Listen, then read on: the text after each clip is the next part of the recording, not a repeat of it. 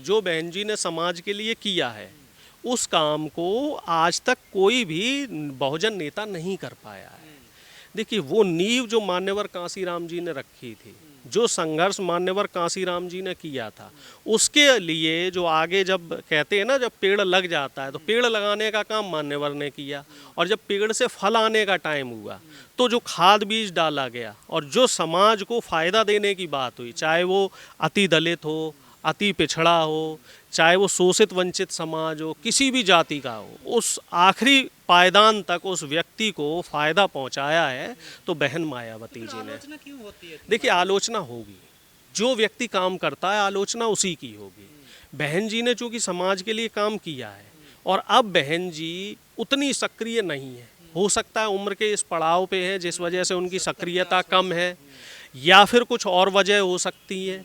जो भाई, जब कोई व्यक्ति सत्ता में रहता है तो आसपास में कुछ जो मनुवाद को मानने वाले लोग, सतीश मिश्रा जैसे लोग, ऐसे लोगों से भी घिर जाते हैं। हो सकता है इन लोगों ने उनको कुछ गलत सलत उल्टी सीधी पट्टी पढ़ा रखी हो। और अब बहन जी चूंकि उतनी सक्रिय नहीं है और शक्तिशाली व्यक्ति जिसने अपनी शक्ति का प्रदर्शन पहले किया हो, खूब बढ़ चढ़ के किया हो, और अब वो व्यक्ति शांत हो जाए तो निश्चित तौर पे चर्चा का विषय बनता ही बनता है। और इसी वजह से बहुजन समाज इस समय खिन्न है। बहुजन समाज को चूंकि खिन्नता वो नहीं है कि बहन जी समाज के लिए कुछ नहीं कर रही हैं, खिन्नता इसलिए है कि बहन जी जिन्होंने समाज के लिए इतना कुछ किया है, अब वो संघर्ष के समय पे उनका संघर्ष जो है, पार्टी को जो मनोबल बढ़ाने वाली बात है तो वो मनोबल भी बढ़ाया जाए। जो कार्यकर्ताओं से जो मीटिंगें हैं वो मीटिंगें होनी चाहिए। दूसरे लोग तो आलोचना करते थे, ठीक है, लेकिन अब तो उन्हीं के समाज के लोग करने लगे ना आलोचना। वो मैं बता तो रहा हूँ, लोगों को उम्मीदें हैं, अब उम्मीदों पे बहन जी खरी नहीं उतर पा रही हैं तो इस वजह से लोग बहन जी से नाराज है। और हमें पूरी उम्मीद है कि बहन जी जल्द इस चक्रव्यूह को तोड़ेंगी और इस चक्रव्यूह से बाहर निकलेंगी। और जो हमारे नेता हैं राहुल गांधी जी, उन्होंने भी एक मंच से अभी रायबरेली जब वो गए थे तब कहा था कि अगर बहन जी हमारे साथ आ जाती, यानी कि कांग्रेस, समाजवादी पार्टी और बहुजन समाज पार्टी, इन तीनों का गठबंधन हो जाता है तभी बीजेपी का सफाया हो सकता है। और जहाँ तक आप बात कर रहे हो हमारे नेता की, हमारे एक और नेता हैं उदित राज जी, उनका जो बयान था उस बयान को काफ़ी हद तक मीडिया ने तोड़ मड़ोड़ के प्रस्तुत किया है। हालांकि मैं उस पर टिप्पणी नहीं करना चाहता हूं क्योंकि उदित राज जी ने भी कहा है कि वो बयान उनका पार्टीगत नहीं है, उनका निजी बयान था। निजी बयान है, लेकिन वो कह रहे हैं कि क्या ऐसा बोलना चाहिए कि किसी का नहीं, बोलना तो नहीं चाहिए, लेकिन उन्होंने विचारधारा के गले घोटने की बात कही थी। हो सकता है कुछ शब्दों का फेर रहा हो। हालांकि देखिए, मैं उस कंट्रोवर्सी में नहीं पड़ना चाहता। उदित राज भी समाज के बड़े नेता हैं और बहन जी तो खैर उनकी तुलना की ही नहीं जा सकती। तो मैं तो आपके चैनल के माध्यम से सिर्फ एक बात कहूँगा, निवेदन ही करूँगा बहन जी से कि जो आपके समाज के लोग, जो आपकी पार्टी के लोग और जो बहुजन समाज के लोग जो नाराज़ हैं, तो कृपया उनकी नाराज़गी को सुना जाए और उनकी जो समस्याएं हैं उन समस्याओं पे काम किया जाए, उसका निस्तारण किया जाए और कार्यकर्ताओं में जोश भरने का काम किया जाए। जो राहुल गांधी जी ने रायबरेली में कहा कि बीएसपी आएगी तभी बीजेपी को हम हरा सकते हैं, निश्चित तो बात क्या है, 2027 निश्चित बात है। के चुनाव में 27 का क्या चुनाव, ये उम्मीद की जाए कि 27 के चुनाव में अगर बसपा इंडिया गठबंधन के साथ आ जाती है तो बीजेपी 0 पे आएगी। फिर सपा का क्या होगा? सपा नहीं, सपा भी साथ में रहेगी। देखिए, अखिलेश यादव जी ने कभी भी गठबंधन के लिए मना नहीं किया, बहन जी ने ही, यादव जी ने तो मना किया, बहन जी ने ही मना किया था। जो पिछली बार जो गठबंधन हुआ था सपा बसपा का, उसमें बहन जी ने ही हाथ पीछे खींचा था। और कुछ लोग होते हैं भाई, देखिए हर पार्टी में सारे लोग ठीक नहीं होते, पर दिल्ली में कुछ लोग ऐसे भी हैं जो नहीं चाहते कि गठबंधन बने, इंडिया गठबंधन मजबूत हो। तो इन चीज़ों को समझना है और इन चीज़ों से ऊपर निकलना है। हमें तो जनता की बेहतरी के लिए काम करना है और ये मेरी व्यक्तिगत रूप से दिली इच्छा है कि बहन जी बीजेपी के खिलाफ खुल के मोर्चा संभालें और हमारे जो नेता हैं राहुल गांधी जी, उनके कंधे मजबूत करें। और मैं तो कह रहा हूँ वही लीड करें। जिस प्रकार से इंडिया गठबंधन आजकल बिखरा हुआ नजर आ रहा है, क्या आपको नहीं लगता राहुल गांधी की एक बड़ी जिम्मेदारी हो गई है उस गठबंधन को एक साथ लाना? गठबंधन साथ ही है, मेरे हिसाब से साथ है। एक दो एक शपथ धोखा देगी आपको? नहीं, एक दो पार्टी जो अलग हुई हैं तो वो लोग विधानसभा चुनाव के लिए अलग हुई थी और मुझे ऐसा लग रहा है कि जब लोकसभा चुनाव आएगा तो ये गठबंधन फिर से एक हो जाएगा। अभी तो यूपी में चुनाव होना है ना। देखिए तो यूपी चुनाव में देखिए, बिहार चुनाव में तो गठबंधन हमारा घोषित है पहले से ही, आरजेडी के साथ हमारा अलायंस है, और जहाँ तक मैं समझता हूँ यूपी में भी हमारा सपा के साथ अलायंस रहेगा। क्या एक सीएम की भाषा ऐसी होनी चाहिए? जब आदमी नाकाम हो जाता है और आदमी के काम में कमी होती है, आदमी चारों तरफ से सवालों से घिरा होता है, तब वो इंसान खुद को बचाने के लिए इस तरह के शब्दों का इस्तेमाल, इस तरह के सवालों का इस्तेमाल करता है। योगी आदित्यनाथ जहाँ एक तरफ ये कहते हुए नजर आए कि गंदगी सिर्फ सुअरों को और दूषित मानसिकता के लोगों को दिख रही है, वहीं दूसरी तरफ अगले ही दिन योगी आदित्यनाथ खुद गंदगी साफ करते हुए नजर आए। तो क्या वो उस कैटेगरी में आ गए? वो देखो सूबे के मुख्यमंत्री हैं, तो मैं उनके लिए अब शब्द का इस्तेमाल नहीं कर रहा हूँ, लेकिन मैं तो उनके शब्दों की पुनरावृत्ति कर रहा हूँ। जो शब्दों का इस्तेमाल योगी आदित्यनाथ ने विपक्ष के लिए और दूसरे लोगों के लिए किया था, जो उनसे सवालात कर रहे थे, तो वो खुद को भी उस कटघरे में रखे। और दूसरी बात ये है कि अगर कठमुल्लापन उत्तर प्रदेश में सिर्फ उर्दू पढ़ने से आ रहा है, तो अंग्रेजी पढ़ने से कौन सा पन आ रहा है? संस्कृत का तिरस्कार क्यों कर रहे हैं? अंग्रेजी को इतना बढ़ावा योगी आदित्यनाथ क्यों दे रहे हैं? और जबकि फारसी वालों को खुद प्रधानमंत्री गले लगा रहे हैं।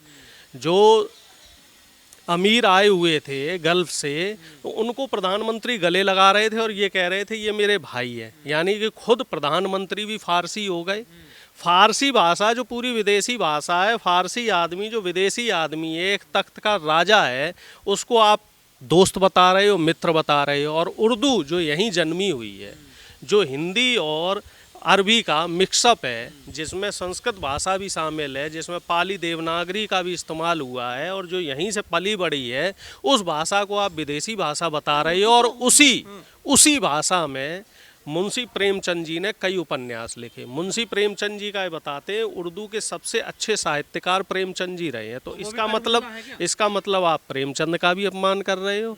इसका मतलब जितने भी हिंदी के साहित्यकार हुए हैं, जिन्होंने उर्दू के अल्फाजों का इस्तेमाल किया, आप उन सब का अपमान कर रहे हो। और खुद विधानसभा में भी उर्दू की शायरी पढ़ रहे हो, यानी कि खुद अपने आप को भी आप उसी कैटेगरी में ला रहे हो। ये काम नहीं चल पाएगा योगी आदित्यनाथ जी, क्योंकि आप सवालों के जवाब नहीं दे पा रहे हो। अब भैया सवाल विपक्ष ये भी कर रहा है कि जो 69,000 शिक्षक भर्ती हुई, उसमें 18,500 जो आरक्षित पद थे, उसमें सिर्फ आपने 2600 तो आरक्षित पदों पे नियुक्तियां करी, और बाकी जो 16,000 के तकरीबन पद थे, उन पदों पे आपने घोटाला किया। उस पे जब आपसे सवाल हो रहा है तो आप सवालों से बचते हुए नजर आ रहे हो। निशाना उर्दू भाषा को लेकर थी या कि दूसरे समाज को? योगी आदित्यनाथ खुद को बचाने के लिए ये उर्दू का एक वो कवच ले लिया। जैसे आदमी जब कहीं बचना चाहता है सवालों से, तो वो डायरेक्शन बदल देता है। तो योगी आदित्यनाथ ने सवालों की दिशा बदल दी। इन पे कुंभ पे सवाल हो रहे थे कि कुंभ में इतनी अव्यवस्था, इतनी गंदगी, इतने लोगों की जो मौत हुई है, मौत के आंकड़े सरकार से पूछे जा रहे थे, इतनी जो अव्यवस्था हुई है उसके लिए सवाल विपक्ष कर रहा था। योगी आदित्यनाथ से अखिलेश यादव ने भी सवाल करे हैं, कांग्रेस के बड़े बड़े नेताओं ने भी सवाल करे हैं, और दूसरे कई सवाल और भी आ रहे हैं। जो बीजेपी के नेता हैं वो ये कह रहे हैं कि जो कांग्रेस के लीडर हैं, चाहे वो राहुल जी हों या प्रियंका जी हों, ये कुंभ नहाने क्यों नहीं गए? इस तरह के भी सवाल, मतलब उल जलूल सवाल किए जा रहे हैं, जबकि इन सवालों का और इस तरह के सवालों का कोई और छोर नहीं है। ये गैर संवैधानिक शब्द नहीं लगता आपको? इन्होंने एक तरह की गाली नहीं होगी? देखो ऐसा है, जो कठमुल्ला है इसको आप हिंदी में पोंगा पंडित भी कह सकते हो। धर्मांधता को लेके कठमुल्ला शब्द बना है, और इस शब्द का जो मतलब है वो कई गोदी मीडिया के पत्रकार भी नहीं बता पाते हैं। कई गोदी मीडिया के पत्रकारों ने इस टॉपिक पे डिबेट रखी, लेकिन जब उनसे पूछा गया कि ये कठमुल्ला क्या होता है, जब विपक्ष के प्रवक्ताओं ने पूछा, तो वो उसका जवाब नहीं दे पाए। पता इनको नहीं रहता है कुछ भी। बस ये लोग क्या है कि टेलीप्रॉम्प्टर पे अपनी स्क्रिप्ट पढ़ते रहते हैं, और उसी के सहारे जो है, जो सरकार के सवाल हैं, जो सवाल कायदे में सरकार को पूछने चाहिए, बीजेपी के प्रवक्ताओं को पूछने चाहिए, वो सवाल ये जो गोदी मीडिया के पत्रकार हैं ये पूछते हैं। उर्दू भाषा तो बहुत मिठास है ना उसमें, देखिए शेर देखिए शायरी, सबसे ज़्यादा तहजीब की भाषा उर्दू, सबसे ज़्यादा अदब की भाषा उर्दू, और उर्दू में गंगा जमुनी जो सभ्यता है जो हमारे देश की है वो है, उसको उर्दू से बताती है। नफरत है योगी जी की, मुसलमानों से नफरत है? इन्हें ना तो उर्दू से नफरत है, ना इन्हें मुसलमानों से नफरत है, इन्हें नफरत है विपक्ष के जो नेता सवाल करते हैं उससे। अगर आप इनसे सवाल करोगे तो ये आपको मुसलमान बोलेंगे, मुल्ला बोलेंगे। अब इन्होंने एक और जैसे कठमुल्ला बनाया है, ऐसे ही इन्होंने यूपी के यादवों को यदमुल्ला कहना शुरू कर दिया है। सिर्फ जो व्यक्ति आपसे सवाल करेगा ये आपके लिए अपशब्दों का इस्तेमाल करेंगे।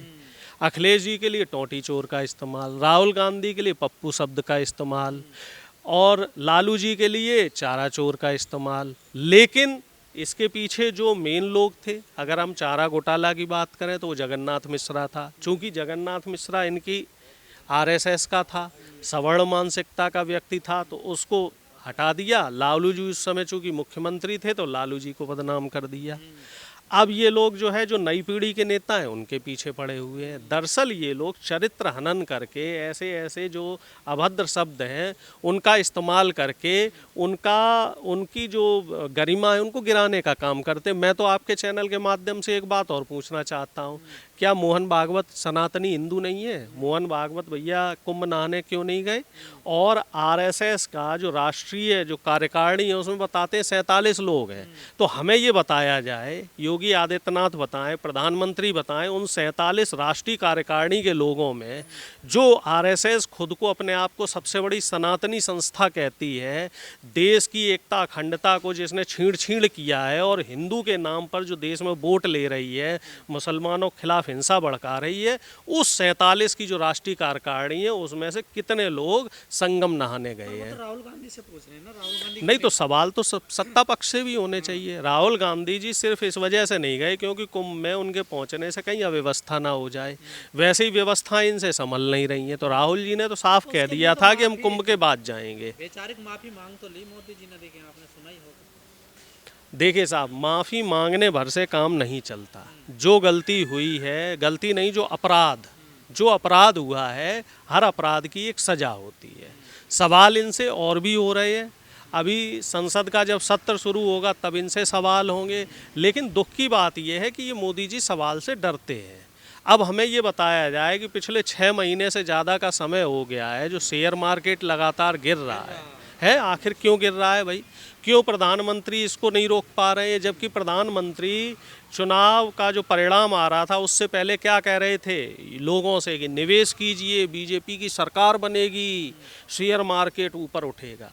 और पिछले 7-8 महीने से शेयर मार्केट धड़ाधड़ गिर रहा है। आज भी 1600-1700 पॉइंट गिर गया। नहीं हो रहा और जो फॉरेन का पैसा वो निकल रहा है क्या मार्केट से? लोग पैसा निकाल रहे हैं क्योंकि मोदी जी की जो विदेश नीति है वो पूरी तरीके से ठप हो चुकी है। उस अपने जो अर्थव्यवस्था जो इनकी ठप हो गई है, सिर्फ इन्होंने जो अडानी की जेब भरी है, उससे बचने के लिए ये लोग इस तरह के धार्मिक अनुष्ठानों के नाम पे जो ये इसकी हाइप बना रहे हैं, जो कुंभ की हाइप है जानबूझ के बनाई गई है। जबकि कुंभ जो है 10 से 15 दिन 20 दिन का अनुष्ठान था, इसको खाम में पूरा फरवरी भर खींचा गया। इतनी अव्यवस्थाएं हुई। आप ये बताओ, एक हालांकि ये सवाल नहीं करना चाहिए लेकिन मैं फिर करता हूँ कि एक परीक्षा उत्तर प्रदेश की 10वीं और 12वीं की परीक्षा एक धार्मिक अनुष्ठान के लिए आगे टाल दी गई। ये भैया कहाँ ठीक है, कहाँ तक ठीक है? लाखों बच्चे इससे प्रभावित हुए। क्या ये न्याय संगत है? सिर्फ अपने धार्मिक अनुष्ठान के नाम पर जो अपनी राजनीतिक महत्वाकांक्षा है उसको आप पूरी करने के लिए बच्चों के भविष्य के साथ खिलवाड़ कर रहे हो। पहले धर्म के नाम पे राजनीति होती थी, अब योगी आदित्यनाथ उससे भी एक कदम आगे बढ़ गए। अब ये धर्म के नाम पे व्यापार कर रहे हैं। पहले तो धर्म के नाम पे वोट मांगते थे, अब योगी कह रहे हैं कि कुंभ होने से 3 लाख करोड़ का फ़ायदा हुआ। अगर ये 3 लाख करोड़ का फ़ायदा हुआ तो यूपी की जनता के ऊपर जो टैक्स लगे हुए हैं, जो सब्सिडी आपने हटा रखी है, तो वो सब्सिडी दे दी जाए। बिजली के जो बिल है, जो बिजली का चार्ज आपने बढ़ा रखा है, उसको कम कर दो। किसानों के खाद बीज के दाम कम कर दो। इसके अलावा जो किसानों पे कर्जा है उस कर्जे को माफ़ कर दो। युवाओं के लिए कुछ नौकरियों का इंतज़ाम कर दो। कुछ सड़कों का भी इंतज़ाम कर दो, जो सड़कें उत्तर प्रदेश की टूटी हुई हैं।